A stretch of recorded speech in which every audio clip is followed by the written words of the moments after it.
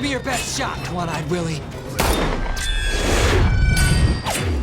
Did you know Deadpool 2 was made on a fraction of the budget of most superhero movies? So how did they make it so good for so little? We'll show you throughout this video, and later we'll reveal which Hollywood superstar was snuck onto set without anyone knowing. But first, fact 1, Brad Pitt agreed to do the film for a cup of coffee. After Brad Pitt was unable to play Cable because of scheduling conflicts, Ryan Reynolds wrote him a letter explaining that he wanted him to still be in the movie, but in a way that would waste the movie star's profile as much as possible. This is how he ended up playing the Vanisher, the invisible hero. Originally, the character was meant to stay unseen, but they thought his death would be a great opportunity for Pitt to make a brief cameo. For this appearance, he got the standard day rate for an actor belonging to the Screen Actors Guild, probably around $1,000. His only request was that he asked for a cup of coffee to be hand-delivered by Ryan Reynolds himself. The order? A double wet cappuccino. When Reynolds delivered it to him, the invisible star couldn't even remember he'd asked for it. Pitt's Vanisher had a similar end to his X-Force teammates, but there's an Easter egg you might not have spotted that revealed their demise. Fact 2, knives were used as hints for X-Force's fate.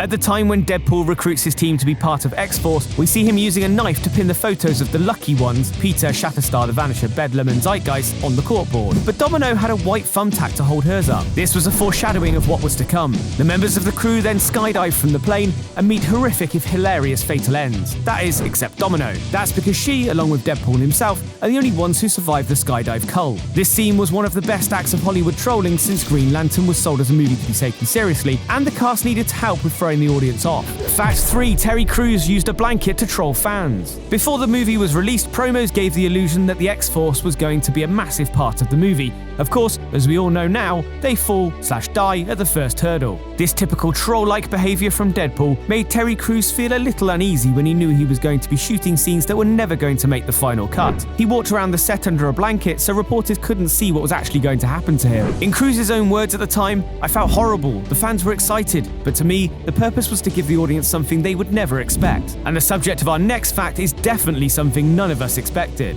Fact 4, Ryan Reynolds walked on his knees for his baby legs. For the disturbing scene where Wade is regrowing his legs, the team at visual effects studio DNEG knew they'd have their work cut out to create the half-toddler, half-man creepy hybrid. Originally for the first shot, they were going to have Reynolds kneel into a hole in the couch, but this affected his body language too much, so the team decided to have him in motion tracking tights over his real legs to CGI his baby legs in later. When he walks towards Cable, they stuck with the original plan, and Reynolds did a knee walk in the same tracking clothes. It wasn't straightforward, however. To create the illusion that he was really on tiny legs, Reynolds needed to take direction on how he should move to throw his whole weight forward, like what would happen if he was on weaker lower limbs. And there was plenty more trickery used to get that movie budget down even further. That involved being very nice to the studio to borrow some footage that would have been very expensive to film. Fact 5, the team behind X-Men Dark Pheonix sent a shot to Deadpool Productions. According to Deadpool writers Rhett Reese and Paul Wernick, the X-Men cameo in their mansion was filmed in front of a green screen in Montreal by director Simon Kinberg during the shooting of the then upcoming movie X-Men Dark Pheonix. Then, the Deadpool team used special effects to fuse the two images together. This explains why the scene only lasts 5 seconds and why Wade keeps moaning that the studio didn't have the budget for an actual appearance. This wasn't the only time that Reynolds and co needed to borrow some footage of an X-Man. Fact 6, Fox gave Deadpool 2 the shot of Wolverine.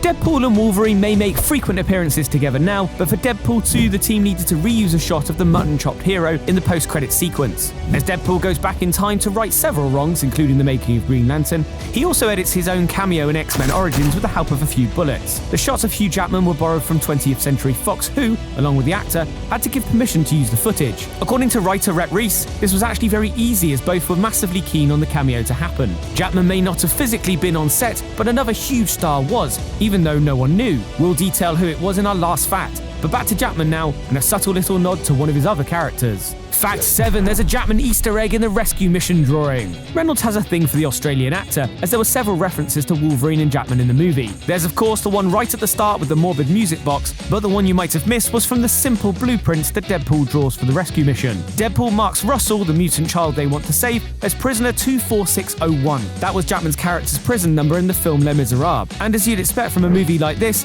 that's not the only Easter egg you'll find in it. Fact 8, Deadpool's Katana Handles reveal his obsession. Although it's it's nearly impossible to see during the movie, Ryan Reynolds tweeted a picture back in January 2018 of the bottom of Deadpool's 2 katanas. On each sword's handle, the words B and Arthur were engraved in gold. In the comics, Wade Wilson has a fascination with B. Arthur, who played Dorothy Zbornak on The Golden Girls. This obsession was so apparent in the comics that it was included in the first Deadpool movie. If you look closely in the original film, you'll notice Wade wearing a jersey with the actress's face. Reynolds paid $10,000 for Arthur's image. As the actress is no longer with us, this money went to a charity based on a deal that Reynolds worked with in collaboration with Arthur's son Daniel. But Reynolds wasn't able to sneak in everything he wanted to. Fact 9, a joke about Fox was cut. Reynolds has described that a particular sore spot for him when making the sequel was the removal of a joke at Fox's expense, although it appears that it might have had more to do with Disney. This came up after Disney bought up all of Fox's assets. It must have been particularly cutting if they got rid of it, because it wasn't the first time Reynolds had poked fun at this. In 2018, Fox showed a video with the Deadpool actor and Hugh Jackman being interrupted by Pluto at CinemaCon. We'll all have to imagine what depraved humour Fox decided wasn't appropriate in the massively violent and distasteful Deadpool 2. Fact 10, the movie was once called Love Machine. During the production stage, the working title for the film was Love Machine. The name didn't stick, however, and after lengthy discussions, the writing team settled on the very original Deadpool 2. Reese said that they had looked into doing a silly title, but thought that was a bit too cliche and beneath them. So after all that, they thought the freshest thing they could do was follow the standard sequel model. And this isn't the only thing that changed during production. Fact 11, the movie was supposed to be about Deadpool as a dad. Originally, Wade was going to become a father rather than just plan to have kids with Vanessa. The sequel was going to start 5 years after the first one, but by the time the writers got into the script, the crew thought the father thing, in Reynolds' own words, was totally untenable. That's not a good sign when writing a plot. So instead, they reworked the storyline where Deadpool would want to have a child, but couldn't. And just when you thought production couldn't run into any more issues, Fact 12, the director changed during filming. The director of the first Deadpool movie, Tim Miller, was in place to direct the sequel, but he left the production in October 2016 after arguments with Reynolds. The two couldn't agree on who to play Cable, and they also wanted different styles for the movie as a whole. Reynolds wanted to lean into the tongue-in-cheek humour, whereas Miller wanted more expensive action and bombast. In the end, John Wick director David Leitch was recruited to replace Miller, and although it didn't take 10 years like the original Deadpool, its sequel could have been a lot more straightforward. And there was another problem on set that put everything else into perspective. Fact 13, there was a tragic accident on set. Joy S.J. Harris was known as the first African-American female road racer. She was working as Domino's stunt double on Deadpool 2 when she tragically lost her life crashing into a glass-fronted building at only 10 miles per hour. She had already completed her stunt successfully 4 times, but on her 5th attempt, she lost control of her motorcycle. Crucially, she wasn't wearing a helmet at the time, as a character equivalent wasn't wearing one on screen. The scenes weren't shown in the final edit, despite taking weeks to shoot. It's thought this was out of respect for the stunt performer. Fact 14, Ryan Reynolds also voiced Juggernaut. This was one of those tricks that the production team used to cut costs. Reynolds said they didn't use his voice because it was particularly good, they did it because they just didn't have any more budget left to jump in. So they took his original take, using a Brooklyn Brawler type voice that was modulated in post-production and given additional bass and reverb. As the character was 100% CGI,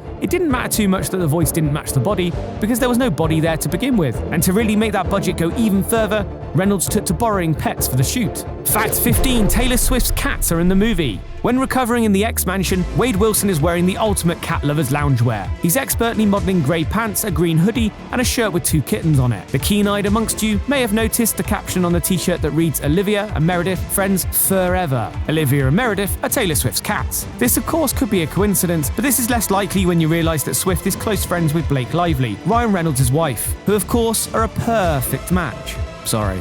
Speaking of cameos, we still need to figure out who the disguised star was who snuck onto set, which we'll do more in our last fact at the end of the video. But for now, a cameo we would have expected from Marvel. Fact 16, Stan Lee made an appearance as Graffiti. Because of scheduling issues, Marvel editor Stan Lee didn't make his traditional physical cameo for this movie, but instead he was incorporated into some street art. But blink and you'll miss it. Director David Leitch has let us know that you can see the giant art while Domino is flying through the air, but it's only a third of the frame, so we won't blame you for missing it. Originally, fans thought it was Lee's declining health that stopped him from appearing in person, but the director has since confirmed that they just couldn't make Diaries work. This is in contrast with one of the movie's stars who did everything he could to make sure he was on set and ready. Fact 16, Josh Brolin went through a strict diet and exercise regime for Cable. Brolin plays the massive Thanos in the MCU, but he's mainly made up of CGI for this role. For Cable, he needed to get bulked up for real. As well as 2 hours a day in the gym, he had a totally clean diet plan which included no sugar, no breads, no pastas, no drugs, but instead plenty of fish,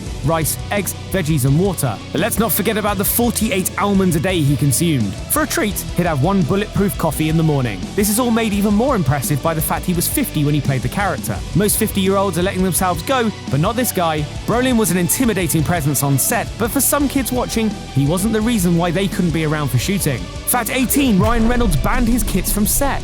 At the time of filming, the star's daughters, 3-year-old James and 1-year-old Inez, went to watch a Deadpool 2 shoot, but they were so horrified by what they saw, Papa Reynolds needed to ban them from watching their dad in full makeup again. They were allowed to watch their old man in his suit, but not when Wade was in his full deep-fried testicle mode. Reynolds' words, not ours. It may not have been the worst thing in the world that these kids were banned considering the movie's themes, and that's just for the parts that weren't deleted from the final cut.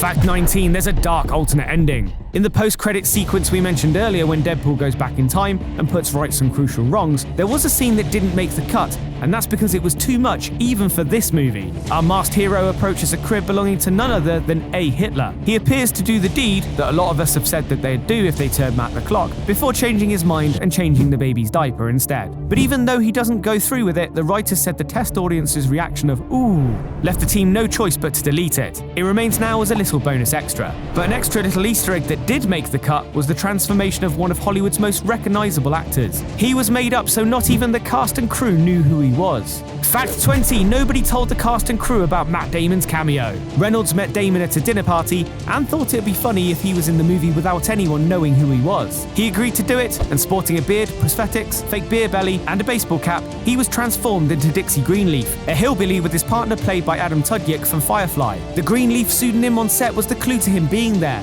as this is Jude Law's character from The Talented Mr. Ripley, a movie that starred Damon. So if you ever wonder why there's some random scene about two hillbillies discussing toilet paper, now you know.